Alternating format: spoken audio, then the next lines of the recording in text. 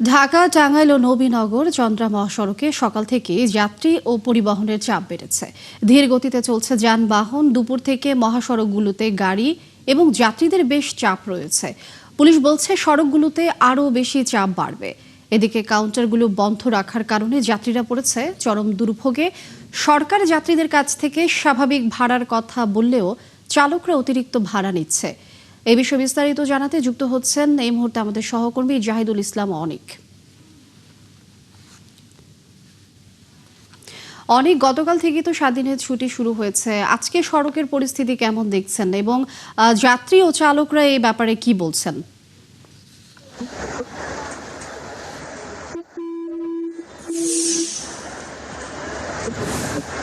লিনিয়া এই মুহূর্তে আছি গাজীপুর চন্দ্রা বাস টার্মিনালে। আপনাকে জানিয়ে রাখি, আমি কিন্তু দুপুরের পর থেকে যখন গাজীপুরের শিল্প কারখানা সবগুলো বন্ধ করে ছুটি ঘোষণা করা হয়েছে এবং তারপরে থেকে কিন্তু মহাসড়কগুলোতে কিন্তু যাত্রীদের উপচে পড়া ভিড় কিন্তু দেখা গিয়েছে।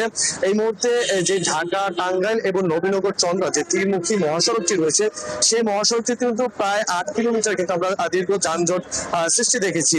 এখানে বাইপাস যে লাইনটি রয়েছে, যেটি সার্ভিস লাইন, সেই লাইনে কিন্তু আমরা দেখেছি যে লোকাল পরিবহন গুলো যাত্রী না উঠে তারা এখানে স্থবির ভাবে দাঁড়িয়ে আছে। তার একটি কারণ, দুপুরের পর থেকে এই বিকাল পর্যন্ত যাত্রীদের কিন্তু উপচে পড়া ভিড় দেখা গিয়েছে। এবং আমি কি কিছু ধরেছি নাকি? আপুটা আপনাকে চেক আউট করছে, জাস্ট কুল থাকুন। যেন বাড়তি ভাড়া আদায় করা যায় যাত্রীদের কাছ থেকে, এমন কৌশলই কিন্তু অবলম্বন করছে এখানকার যারা হলো বাস চালক পরিবহনরা আছেন তারা। আপনি দেখতে পাচ্ছেন যে উভয় লেনে যেটি হলো নবীনগর চন্দ্রা মহাসড়ক, সেটি কিন্তু প্রায় দীর্ঘ 4 কিলোমিটার কিন্তু যানজট দেখা গিয়েছে। আমরা দেখেছি অনেকে বাসের কাঙ্ক্ষিত টিকিট না পেয়ে অনেকে জীবনের ঝুঁকি নিয়ে তারা ট্রাকে করে কিন্তু নারীর টানে এবার বাড়ি ফিরছেন।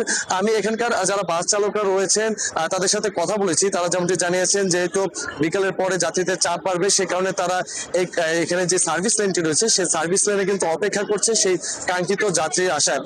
এই বিষয়ে কিন্তু এই যে যানজট দীর্ঘ সারি, এ বিষয়ে আমি হাইওয়ে পুলিশের সাথে কথা বলেছি। তারা যেমনটি বলছেন, যেহেতু দুপুরের পরে গাজীপুরের অধিকাংশ শিল্প কারখানা গুলো ঈদের ছুটি দিয়েছে, যাত্রীদের যেহেতু চাপ বৃদ্ধি হতে শুরু করেছে, সেজন্য কিন্তু রাস্তার যে দুই পাশের যে লেনটি রয়েছে সেটিতে কিছুটা যানজট দেখা গিয়েছে। কিন্তু আপনাকে একটি বিষয় জানিয়ে রাখি যে এখানে যে চন্দ্রা ফ্লাইওভারটি রয়েছে সেটিতে কিন্তু শহীদপুর থেকে প্রায় দীর্ঘ 6 কিলোমিটার যানজট কিন্তু আমরা দেখেছি। লিনিয়া।